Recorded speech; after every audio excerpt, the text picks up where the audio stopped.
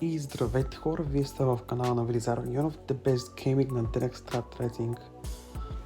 В предишното си видео ви показах как правя проект на Audi TT с Viper двигател и днес ще го разгледаме и ще разберем дали това е топ бегачка. Така. Ето докъде стигна с блупринтовете. На жълти има малко по-светли оранжеви, така да ги нареча. Тези няма смисъл да ги вдигате. Смисъл, за мен няма смисъл в този етап на връзка. Аз ще ги максна, но в момента не е толкова нужно. Значи това са за охлаждане. Това е масен инжектор, радиатора и масовия кулер. Няма никакъв смисъл да ги вдигате, това са излишни ресурси. Знаете, че за да направите примерно жълт булпринт, това ви коства много. Примерно аз с 2000 бели правя около 60 жълти, а вие знаете как 2000 бели се събират. Разбира се, ако го биете босовете, там се събират много по-бързо. Да, няма значение, значи трябва да говорим за ТТ, специално за него. Ще ви покажа настройки, ще ви покажа пълно всичко нужно, за да разберете как направих топ бегачка. Така. Само да вметна, че колата страда от към зацеп, т.е. сцепление на гумите, 297, знаете, че в смисъл върви си много хубаво, прилично, добре, бърза е, силна е, но ако искате да направите топ бегачка, наистина топ бегачка, трябва да ви е на макс. Имаме една издънка, това е в Boost контрола, ето си го карам на 100, пълен макс. Добре, но идва култовата част. Ние сме в нитрото и виждате, той не ми е на макс. Защо? Когато го надуя на макс, сейфваме старт тест, вижте какво се получава. Значи много надува PCI-а. И това е максимум хора, където мога да карам с нитро. Максимум, пълен макс. На предела на разцепване.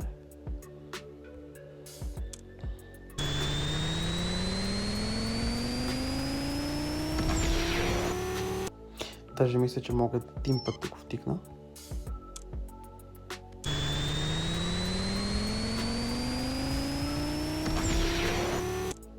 Още веднъж? Ще мога ли?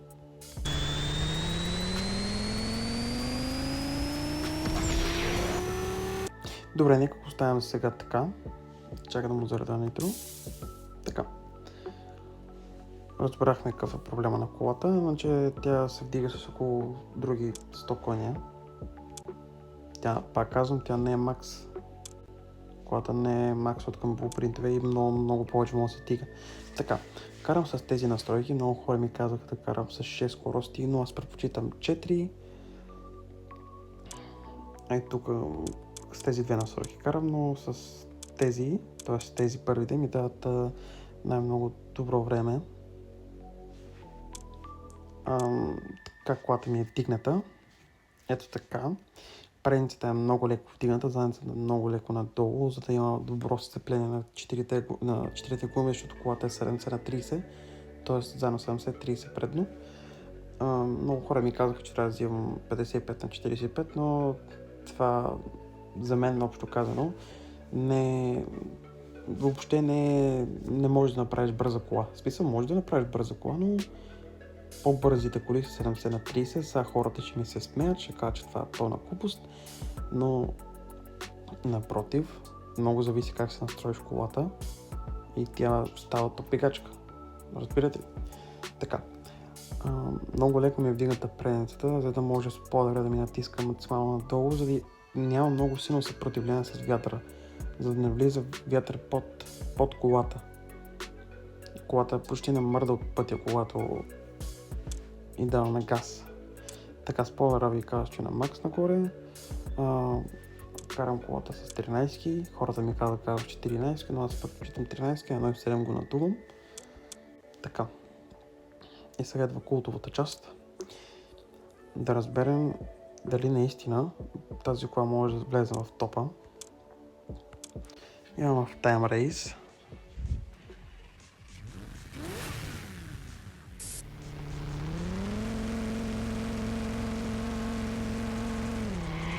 Загряваме до зелено.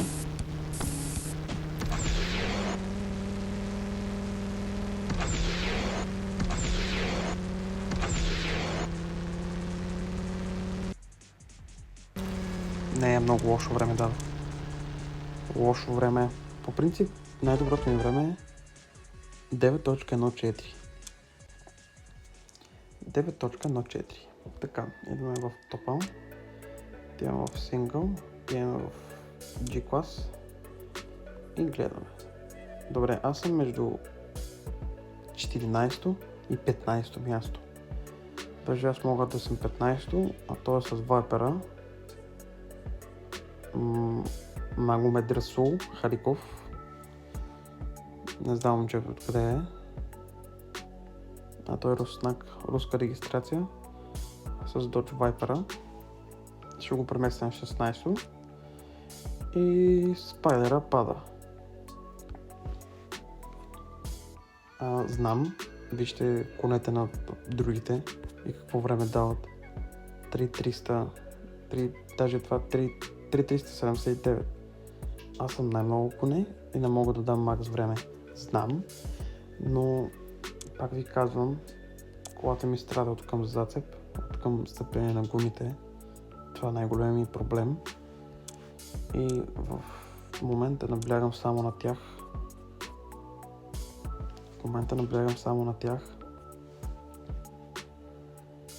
Така, свършвам с тази кола. Вече знаем, че имаме топ бегачка на G-Quest. G-Custom. Това е къстъмче. Мисля да си го запазя и никога да не го продавам, надявам се. Така, след това идва този Ford Mustang 92. Според мен направих много добър избор от купето. Много добро купе. Според мен никой до сега не е правил някакъв проект на тази кола. С двигател на RS2 е аудито. Клас E. Сега ще пробваме в това. В чата. Чакай да изберем някакъв интересен. Добре, да видим тази кола.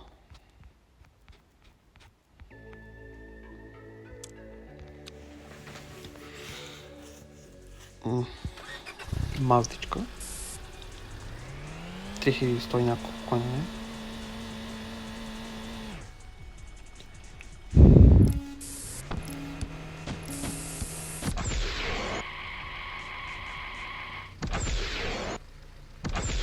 Колата има много сила, но просто трябва да се пипне и да се започва да се работи по нея. Трябва много страда от към блупринти, а сега ще ви покажа. Ето, стигна до един жълт. Вижте, имам бели, зелени, сини или лави. Пълен ужас. Така. След това ми първата кола, се купих от шопа за 12 лева. Bendito Continental GTR. Не знам дали добро решение, защото колата ми си идва грозна. Купето не ми харесва. Въобще не стоят добре сликовете. Не знам какво ще правя с нея, мисля да я продавам, но не съм още сигурен.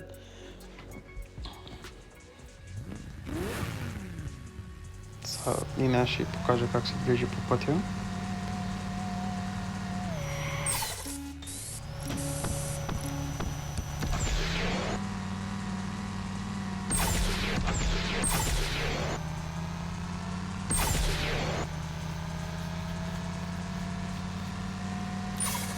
Слабо. Много слабо. Така, хора, както виждате, аз съм на 24-то ниво. Нов профил. Имах стар профил, който го загубих. За съжаление, имах там невероятни коли. Но аз вече го загубих и след една година закъснение сещам се, че за тази игра се сещам и малко ми домъчня. И реших да направя епизод с нея, защото играта е прекрасна. Ето ми го Тима не е мой. Ей този тук е.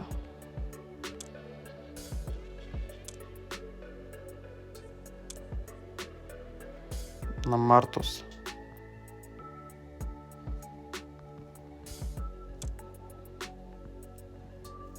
Кара с брат SDI 13. Много добро време дава и неговото. Лидера. Днес за първ път бих бос. От този профил, разбира се, защото вече имам кола за босове. И аз трябваше да взема второ място. Тези кутии мисля да не ги отварям, но ще ги продавам след време, като събера повечко. Хора, общо казано е това. Благодаря ви, че гледахте този видеоклип. Надявам се да ви е харесал. Моля да се абонирате, да харесате клипа. И очаквайте много интересно видео, защото тук в шопа има на F 2010, след 3 дена ще я купя и ще направим проект. И заедно ще изберем купе, разбира се ще купим нитро, ще направим пълен макс и ще видим докъде ще стигнем. Аудиото вече е само по принтове, може би след време. И искам още едно хубаво силно купенце. Общо казвам това. Чао и до нови